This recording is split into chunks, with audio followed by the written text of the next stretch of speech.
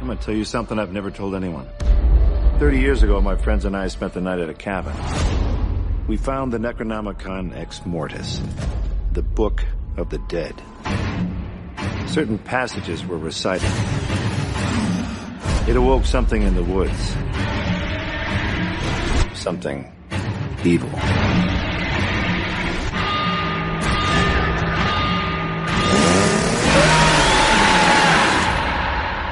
I was the only one to escape. But now, the evil has found me.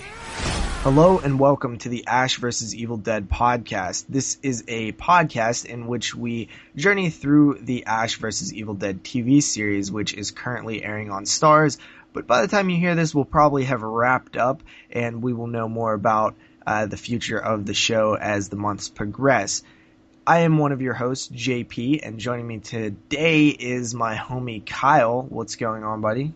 Hey, what's up, JP? Back again for another episode of the Ash vs. Evil Dead. We're like rolling through these like insanely quick. I know, it's nice. It feels good too because this is a fun show and I like talking about it. But those of you who are unfamiliar with this podcast, maybe just joining us for the first time, we basically cover each episode, go in depth. There will be spoilers, so you will have to either have seen the show or just not care because we will give away stuff that happens. You can't really talk about a TV show without giving away things. And also, this TV show is on the Starz network. I'm pretty sure you can get it on demand or, DVR style, so check it out that way. We are members of the Horophilia Network. This is where you can hear the podcast also on 22shotsofmoodsandhorror.com. Please check us out there. Also, our personal YouTube channels, The Horror File, which is Kyle, and Doubleshotj, which is me. iTunes, rate us, review us, subscribe to us. It is the easiest way to probably check out this podcast and many others. We also have an X-Files podcast you can check out that has been going on for quite a while now as well. Hell yeah. So we'll kind of get into this episode. We don't want to run too long with these. We're on season 1, episode 6, and it's called The Killer of Killers. This is directed by Michael Hurst and written by Nate Crocker. And this episode actually debuted on December 5th of 2015. So we're still within the month. So this debuted 20 days ago from the date that we're actually recording this. So. I don't know about anything about Michael Hurst. Have you looked into anything about him, director? Yeah, he's mainly an actor, honestly. Like he was in 69 films. He was in Bitch Slap, which is sort of like an exploitation modern day type thing. He did a lot of TV, some Xena Warrior Princess. He was in that show. He was in Hercules, just a bunch of Hercules stuff.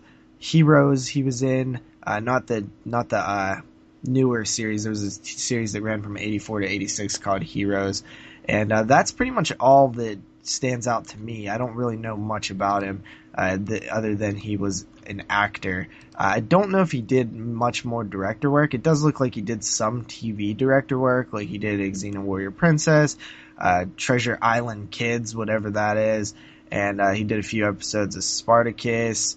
And that's kind of it for directing. We will see his name pop up again in another Ash vs. Evil Dead episode, though. And as far as the writer goes, Nate Crocker, he just really has only done Ash vs. the Evil Dead. He wrote a short film, and he was a script production assistant on Workaholics, and that's pretty much it. Interesting. So the viewership for this episode is a little bit of a down. So this is now the second week in a row where we've seen a little bit of a decline after a peak, but not much. It is 402,000 viewers, down from 430,000 viewers that was in episode 5. So still around this, pretty much exactly the same. I mean, I doubt that that's like a huge difference in terms of like how it done to the studios or whatever. Yeah. So, I mean, we had a little bit, you said it was a decline. Yeah, it was like a couple of thousand. 28,000 viewer decline.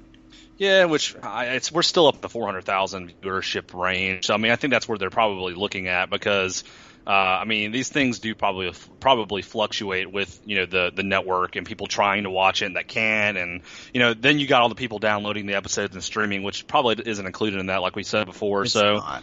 probably not a big, huge. It doesn't seem like it's a big decline, like a huge decline or anything. But we're still in the 400,000 range, which I think is a good thing for, especially a show of this kind of nature. Where they're obviously are. If you haven't seen The Evil Dead, you're probably not going to watch the show. You may, but you probably wouldn't get the whole references to everything. So this is basically Evil Dead fans mainly probably watching the show, is what I'm going to assume. So, but yeah, you want to go ahead and get in the episode, JP? Yeah, let's do it. So this episode is titled The Killer of Killers, and it picks up where the last episode left off. We have Ash, Pablo, and Kelly now eating at a diner, but I think before that, don't we see the Ruby and what's her name? Amanda, yeah, her character. Yeah. Yeah, we see them. It looks like they start out. The episode starts out, and there's like some things on fire and things of that nature. And it looks like they're standing near the Brujo, where the Brujo's house, where he was on fire, he was being cremated, and there's a lot of things in the yard that's on fire as well. So kind of starts out them there, and they kind of look down the road. They see Ash's car driving down the road, leaving, and they're kind of just searching around the Brujo's farm. They think that there's somebody's there. All of a sudden, out of nowhere, this like very horribly, in my opinion, CGI'd skeleton. It kind of reminded me of one of the Army of Darkness skeletons in a way. Jumps out of the fire where the Brujo was and tries to grab Amanda. And ends up, Ruby stabs the skeleton and actually pulls her and the skeleton into the fire, and they both disappear. So you see Ruby at the beginning of the episode, and then she's gone, and we don't see her the rest of the episode. And Amanda takes her car and starts kind of following Ash at this point. By the end of the episode, I almost felt like I was like, oh yeah, where the hell did Ruby go? Like I totally had forgotten about her. It's weird. Yeah, she got pulled into the fire and got disappeared. I don't know if like they put her into another dimension, or we'll probably find out obviously in the next episode. But then it kind of picks up. Ash is in this diner. And he's talking to a guy named Lem about Lem is like I guess an old friend of his, and saying that he wants to meet up at this military base. And he's trying to get information on Lem's camp because apparently they have a lot of weapons. And Amanda, the cop, is attempting to bring Ash in.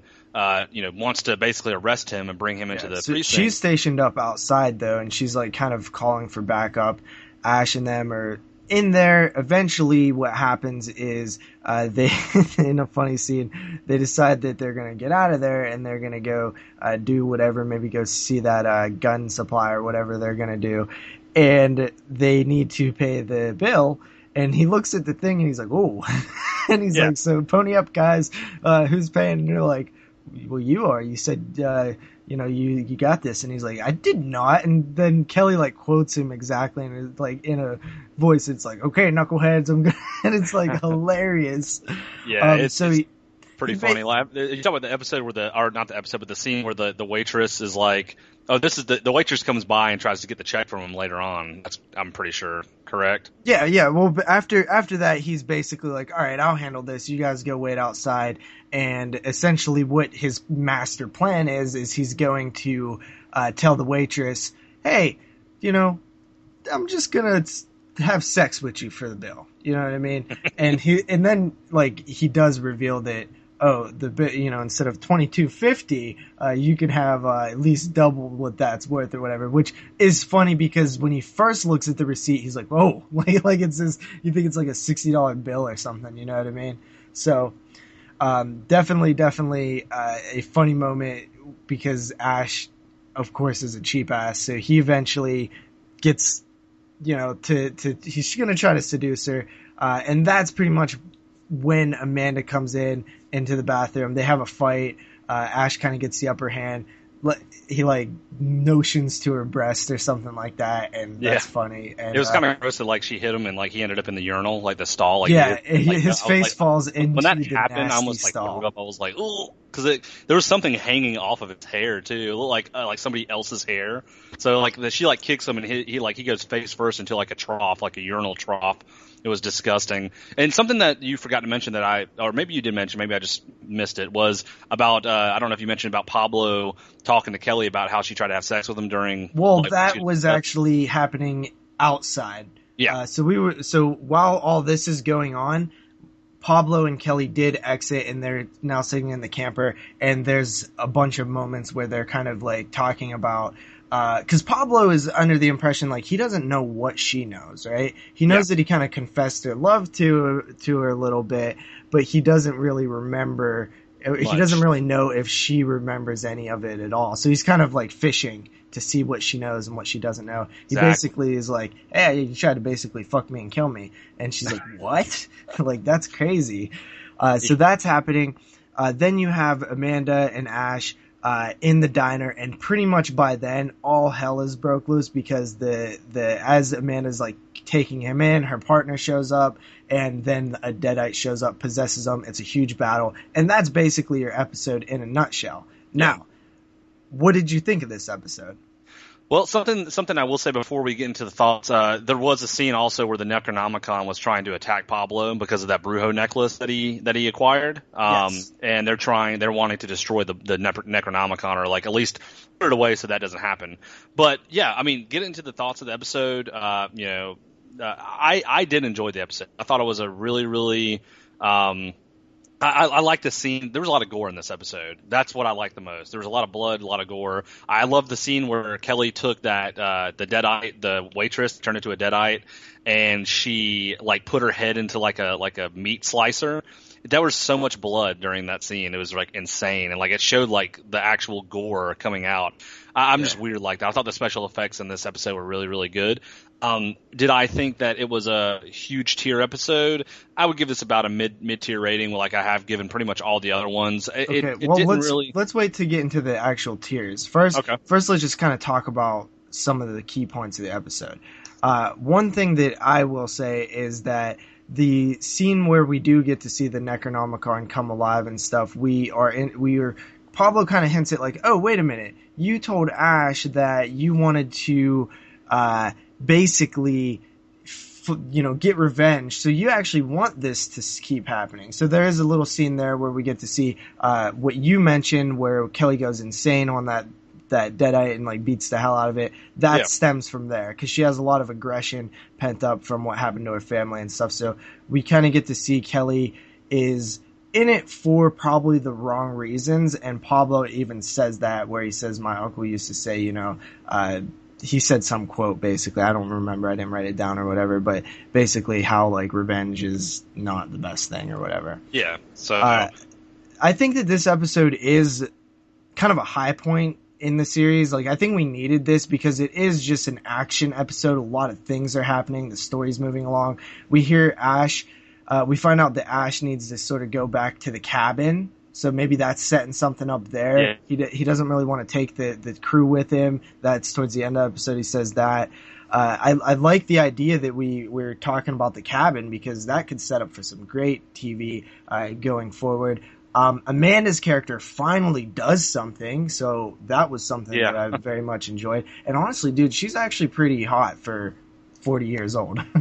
Yeah, she is. She definitely is. And something I will say about the episode that kind of confused me is like at the end of the episode, how she just so easily agreed to go with Ash. I kind of find that a little confusing when she's a cop.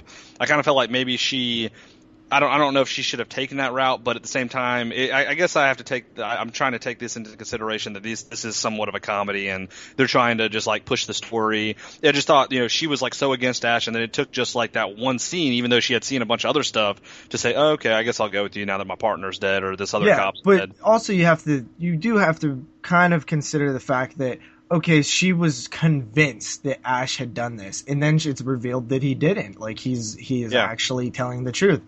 At that point, what do? You stay, and then the cops come, and they're like, hey, what happened here? And it's like, oh, everybody got possessed, and they got killed. Like, what are you going to say, right? Yeah, exactly. So, I guess you can't really say much. Yeah, she's basically, and she was off duty during all that. So that, you're technically, I'm sure that her partner, her supervisor, whatever, had radioed that he's going to do that. He's going to go check out what this Amanda chick said was going on at this diner. So considering she was off duty when all this happened and stuff, it probably looks bad for her there. I mean, it is a bit of a stretch that she would just roll with this guy that she never met. But at the same time, it's kind of like the end of the world almost. So yeah. I think it's kind of weird that a lot of people haven't noticed it's the end of the world. Like, it seems like so far. I am kind of wondering about that, Kyle, because in the beginning, the first episode when it attacks the value stop, it seems like it's full blown like post-apocalyptic going on outside. Yeah. So, but everything else is sort of normal. Moving like everybody's forward. Like, I think that this cloud, the one that they showed in the Brujo episode, I think that cloud is just kind of following Ash at this point and just destroying things around Ash or where he's going. I don't think it's actually taken over the rest of the town or the population yet. I think that it will, but I think it's just kind of trying to kill Ash at this point is what I'm getting at least, or what I'm thinking. So. I guess we'll find out in sooner episode or later episodes, but yeah, I thought the episode, like I agree with you 100%. I really enjoyed like the action in this episode. I did like seeing there wasn't a lot of dialogue, there was that little bit of that dialogue between Kelly and Pablo where he was trying to figure out what she knew. I thought that played real well. It kind of wrapped up that little storyline. So we do find out that she doesn't really remember anything, but there is a really funny moment there too when he's like, what do you think that the demon like was reaching at like your thoughts or because he basically wants her to say like, yeah, I really do feel that way about you or whatever. And then she's like, yeah, I think he was reaching at my thoughts because I could never see you in that way, so he probably twisted it. Yeah. And once again, he's just shot down, devastated. It's like, he's like, I see you as a little brother. That's kind of odd. Yeah. So once again, Pablo, and I think we'll see this continue on where like Pablo's always gonna like her, but she's gonna see him as like just this like little brother type thing, which is a good thing for now. Eventually, you're almost certain that they will end up like romantically involved in some way. That's just how TV goes. But for now, it's cool the way that it's being done. The diner stuff, man, I really like the inside fight scene. How about that kid, right? Yeah, I know. So there's a kid that's in brutal, the toilet, dude. like shitting, and all this, and he's like stuck in this situation that's just crappy, and eventually makes a run for it and just gets fucking murdered. Dude, that was the funniest thing ever. I didn't expect that whatsoever. They were like, no, and then he like pushed him up into the fan, and he just got like pretty much like impaled by this fan. Electrocuted and like split apart by a fan. That was crazy, man. Like I never thought that I said it one time on the podcast, like the 22 Shots podcast I did a guest on. I don't really there's not a lot of scenes in cinema. Like there's not a ton. There are some where you see kids being killed because I think that's kind of like a touchy kind of subject in a way. But this is definitely. It's funny that you say that. Because if you would go back and listen to our first, 20 episodes, I had a huge rant about why I hate films that will not kill kids. Yeah. I mean, it's just not something you see like on a daily basis when you're watching films or even TV. And this was like this kid was probably 13. It wasn't like a little kid, but I mean, he definitely got pretty brutally killed in this episode, so I was pretty stoked on that, to be honest with you. I was too. I was like, all right, so we're going there. That means that anything's possible in this one. There was a lot of funny moments in this one too, with Ash not being able to pay the bill, and the waitress. He tries to like seduce her basically, and she's like, "Well, my boyfriend's over there." It's like a big black guy chopping stuff. Yeah. And he's like, "Oh, so what you're saying is we need to keep it on the down low." God, he's like so confident. Right. That's what's like so. That's probably why a lot of people like him. And he's like, even though he's dumb, he's confident. You know what I mean? Mm-hmm. Like he doesn't give a damn about anything. Yeah. So. There was also a cool scene where Pablo like decided that he's gonna be a badass, and he slides across the floor like shooting at this demon. He's like, I got this, and he just goes in full like fucking action hero movie. He slides across the floor like dum dum dum dum dum, like shooting. He misses every shot, and Kelly has to come bail his ass out because he's about to die. And Kelly just stabs the fuck out of this demon, sticks his head in a meat slicer, and just bashes him up. So I mean, honestly, it's a fun episode. To me, this was definitely a highlight in a while. So I think now, you have anything else to say? You want to get into tears? We can go ahead and get into tiers, man. I mean, what did you think? I mean, I already pretty much said my tier, obviously, earlier on. I just really would give this it was definitely one of the more entertaining episodes I've seen thus far, but I still don't feel like it deserves like a top tier because of the storyline. I don't feel like the storyline really did much for the show at all. It kind of felt like a filler episode as well. But we did still see some of the Pablo Kelly situation, so I would definitely give this a mid tier. yet I don't think I've given anything a high tier other than the pilot yet. So, but yeah, it was definitely entertaining. The gore, the effects, the action in this episode definitely kept me excited. I think that the only reason I'm giving this a mid tier, with not giving it a high tier and giving it a mid tier, is because there was like not any dialogue that progressed for the story whatsoever. None, zero. I mean, the only thing was a Kelly Pablo, and you see the whole situation with Amanda going with Ash at this point. But other than that, it didn't really talk much about the evil other than you saw it. It was just like, okay, we're fighting in a diner and that's it. So I don't know. What about you, JP? Okay, so I'm going to go ahead and give this one a mid-tier as well, but it's very close to a high tier because I actually do think a little bit more happened in this episode than you. There was the character development between Pablo and Kelly. There was the arc of Amanda's storyline where she is now with the crew, and I like that. I like that now it's like this foursome instead of this trio. Like, I'm curious to see where Amanda goes as a character, what she's going to do. Is she going to be Ash's love interest? Like, what's going on here? I'm curious to see where that goes. I love the idea that maybe that they're going to go to the cabin, because that would be a huge plot line, and they kind of set that one up here. We're introduced to Ash's crazy weirdo friend that I have no idea what he has to do with it. There actually is a really good shot of the woods. They shot the wood. I don't know. The trees look really cool in one of the shots. But overall, it's an action episode. It's all about like just let's kill some Deadites. Like, and that definitely was well needed in the sixth episode, this kind of mid area of the series now. So I think this episode came at the perfect timing. But I will just keep my mid tier rating. It's very close to a high tier though. But yeah, so that's basically this episode.